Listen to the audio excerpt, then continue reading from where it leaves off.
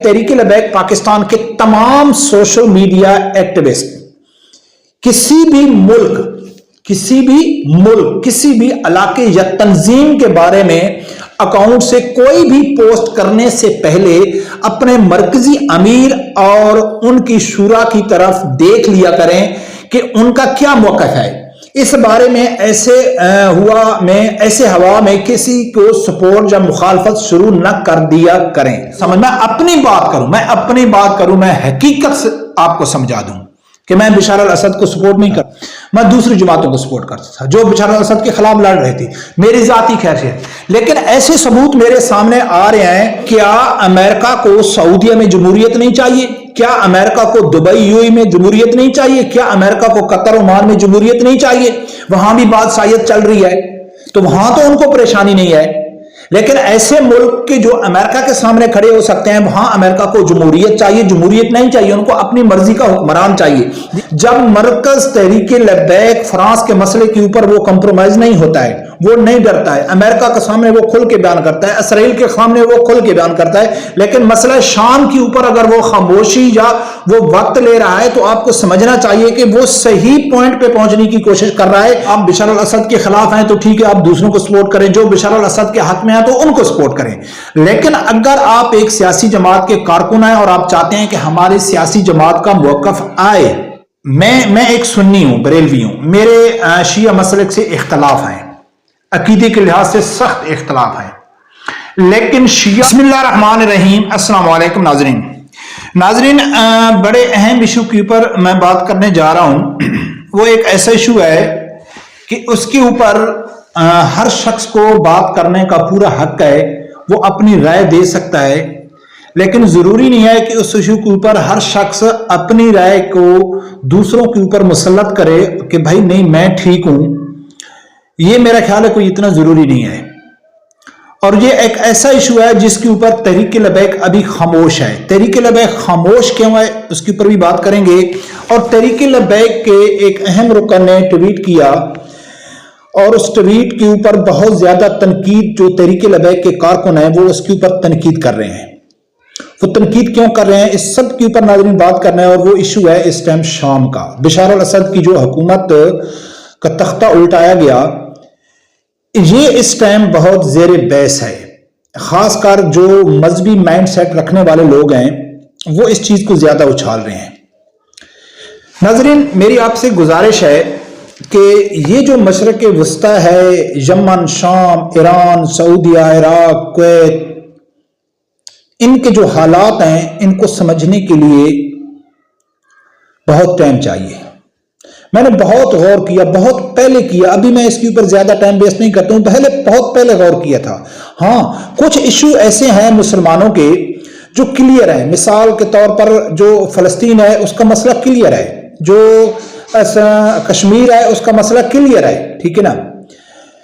اب ناظرین میں آپ لوگوں کے سامنے تفصیل میں نہیں جانا چاہتا ہوں, کچھ تھوڑا سا میں آپ کو سمجھانے کی کوشش کرتا ہوں کہ اس میں بشار الاسد ہو گیا یا اس کے جو مخالف تنظیمیں اس کے ساتھ لڑ رہی تھیں ابھی, یا جس کا نام سر فہرست آ رہا ہے ابو محمد جولانی, اس کی قیادت میں جو HTS یعنی کہ حیات التحریر الشام والوں نے فتح حاصل کی. تو میں آپ لوگوں کا ٹائم ویسٹ کروں کہ یار یہ کون ہے, کہاں پیدا ہوا, اس کے پیچھے کون ہے, وغیرہ وغیرہ, یہ بات کرنے کی ضرورت نہیں ہے. موٹا ہم بات یہ کرتے ہیں کہ بشار الاسد کو جو پوری دنیا میں شیعہ مسلک کے لوگ ہیں وہ بشار الاسد کے حمایتی ہیں, اور ان کو پیچھے سپورٹ کون کر رہا ہے؟ ایران کر رہا ہے.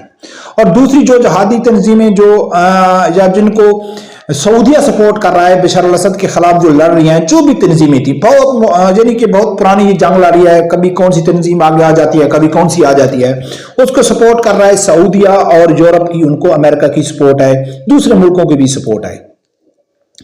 اب جو مسلکی طور پر جو مسلمانوں کو جو تقسیم کرنے کا مقصد میں جو یورپی یونین ہے وہ کامیاب ہوئی ہے. اب مثال کے طور پر کہ میں ایک سنی ہوں, بریلوی ہوں, میرے شیعہ مسلک سے اختلاف ہیں, عقیدے کے لحاظ سے سخت اختلاف ہیں, لیکن شیعہ کو یہود و نصارہ مسلمان سمجھتے ہیں, وہ مسلمان سمجھ کے ان کے خلاف کارروائی کرتے ہیں. मैं उनको मुसलमान समझूं ना समझूं कोई फर्क नहीं पड़ता है। जो मुसलमानों के दुश्मन है वो उनको मुसलमान समझ के उनके खिलाफ कार्रवाई करें।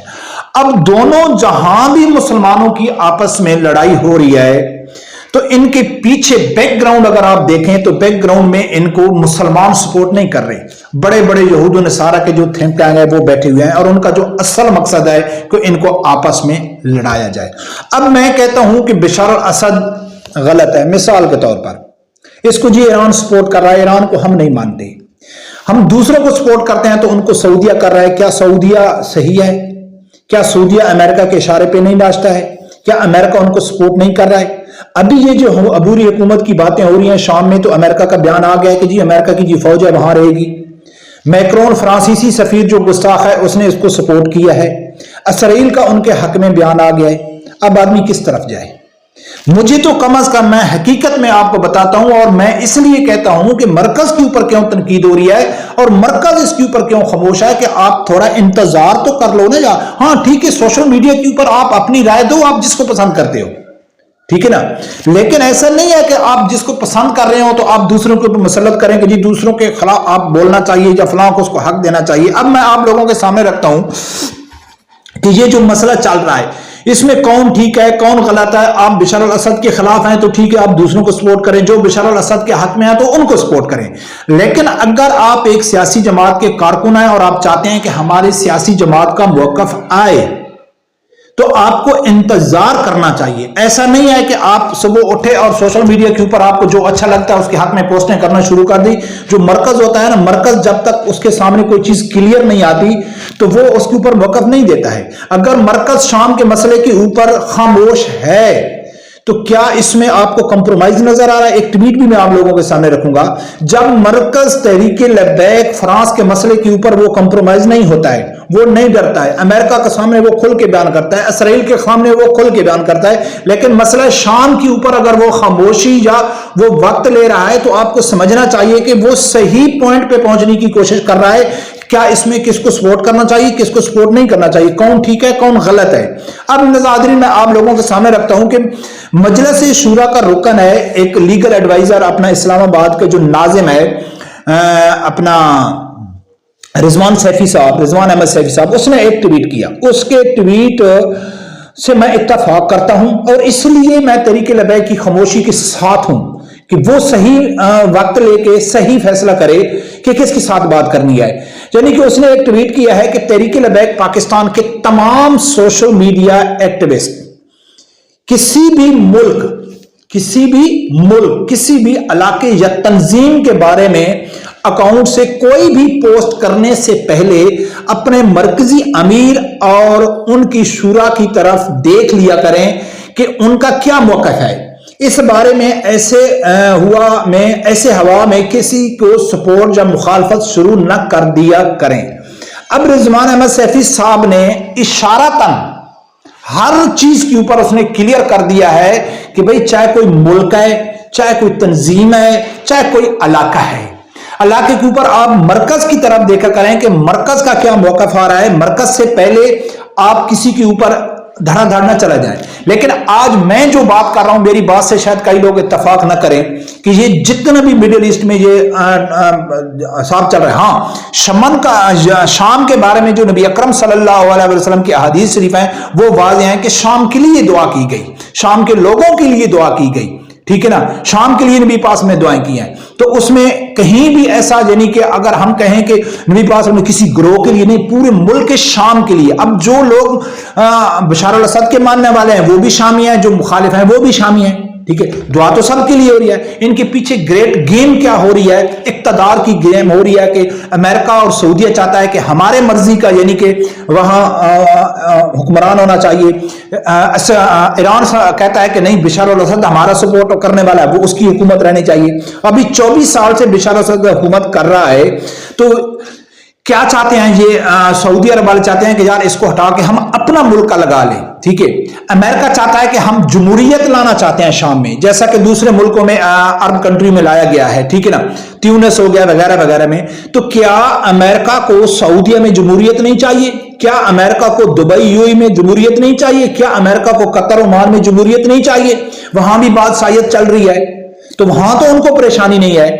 لیکن ایسے ملک کے جو امریکہ کے سامنے کھڑے ہو سکتے ہیں، وہاں امریکہ کو جمہوریت چاہیے، جمہوریت نہیں چاہیے، ان کو اپنی مرضی کا حکمران چاہیے۔ یہ ہر آدمی کی اپنی ذاتی رائے ہے، اور میں اپنی ذاتی رائے کو الحمدللہ یہ سمجھ رہا ہوں کہ جو میری رائے ہے شاید مرکز کی بھی وہی رائے ہے جو ابھی تک اس کے اوپر خمیش ہیں۔ وہ چاہتے ہیں کہ جہاں اس کے اوپر ہم کھل کے کوئی ایسا جلد بازی میں بیان نہ دے دیں کہ جو غلط ہو۔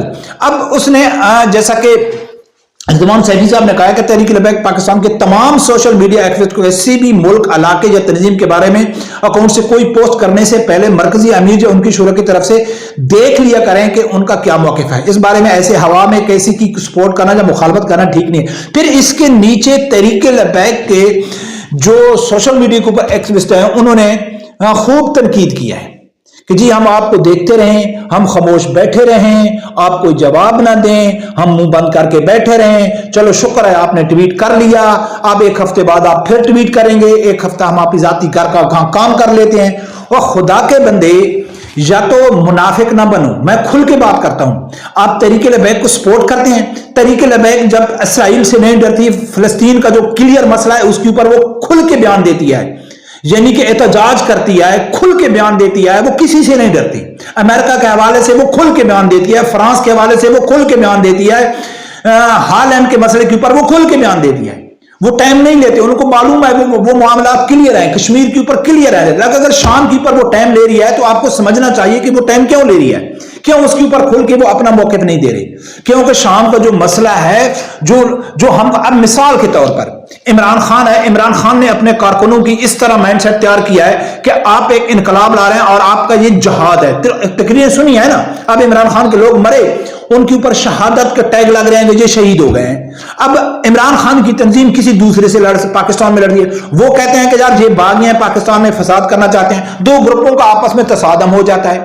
اب دونوں کے پاس ویڈیوز ہوں گی، مثال کے طور پر ایک پی ٹی آئی ہے اور ایک تحریک لبیک ہے، یہ دونوں آپس میں لڑ جاتے ہیں، دونوں کے لیڈر ان کو آپس میں سپورٹ ہو رہی ہے، لڑا رہے ہیں۔ تحریک لبیک کے اوپر پی ٹی آئی کہیں ظلم کر رہی ہے، ان کے پاس ویڈیوز موجود ہیں۔ جب تحریک لبیک والے کسی کو کہیں گے تو کہیں گے یار یہ تو بڑے ظالم ہیں، یار یہ تو اپنے مسلمانوں کو مار رہے ہیں، اس طرح زندہ جلا رہے ہیں، ان کے اوپر بم مار رہے ہیں۔ لیکن کہیں اگر تحریک لبیک والے پی ٹی آئی والے کے اوپر ایسے ظلم کر رہے ہیں تو ان کے پاس بھی ویڈیوز موجود ہیں کہ یار دیکھو یہ تو تحریک لبیک والے فسادی دہشت گرد ہیں، یہ تو ہمارے لوگوں کے گھروں میں بم مار رہے ہیں۔ تو اسی طرح جب دونوں مسلمان آپس میں لڑ رہے ہوں گے تو دونوں مظلوم بھی ہیں اور دونوں ظالم بھی ہیں، دونوں ایک دوسرے کے اوپر یعنی کہ ہو رہا ہے۔ لیکن اسی لیے میں یہ سمجھتا ہوں کہ رضوان سیفی صاحب نے بہت زبردست ٹویٹ کیا ہے کہ بھائی آپ صبر کریں، مرکز تک صبر کریں، ٹھیک ہے نا۔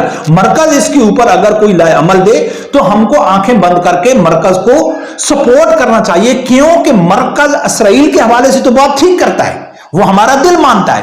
مرکز جی ہالینڈ کے حوالے سے بات صحیح کرتا ہے، فرانس کے حوالے سے بات صحیح کرتا ہے، امریکہ کے حوالے سے صحیح کرتا ہے، کشمیر کے حوالے سے صحیح کرتا ہے۔ لیکن اگر شام کے حوالے سے مرکز ٹائم لے رہا ہے یا اس کا بیان ہماری خیر سے تھوڑا مختلف آتا ہے تو ہم کہیں گے کہ نہیں جی ان نے غلط بیان دیا ہے، یہ بھی بک گئے ہیں، یہ بھی کمپرومائز ہے، ٹھیک ہے نا۔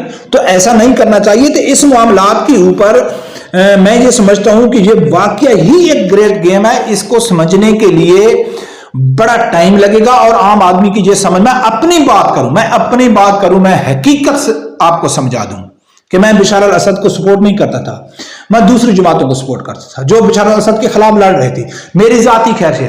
لیکن ایسے ثبوت میرے سامنے آ رہے ہیں کہ جو ان کو سپورٹ کرنے والے ہیں، تو میں تو سر پکڑ کے بیٹھ گیا، ابھی میں کیا کروں، ان کے پیچھے کون آواز اٹھا رہا ہے، ٹھیک ہے نا۔ تو لہٰذا ناظرین اللہ معاف کرے، وہی جو نبی پاک صلی اللہ علیہ وسلم نے فرمایا ہے کہ بس ان کے لیے دعا کرو، ٹھیک ہے، اور جو مرکز فیصلہ کرے گا وہ جس کے حق میں بھی بات کرتا ہے ہمیں اس کو سپورٹ کرنا چاہیے۔ ایسے نہیں ہے کہ ہر معاملات میں لبیک ٹھیک ہے لیکن کسی ایک کی وجہ سے آپ کی مخالفت ہو گئی تو ہم کہیں کہ یار اس کے اوپر یعنی کہ لبیک نے غلط موقف دیا ہے۔ برکت دیکھتے ہیں ناظرین کیا ہوتا ہے۔ رب پروردگار سے یہی دعا ہے اللہ تعالیٰ میرے سمجھدار آدمی کو حق سچ سننے کی اور اس کے ساتھ کھڑے ہونے کی توفیق عطا فرمائے۔ اللہ حافظ۔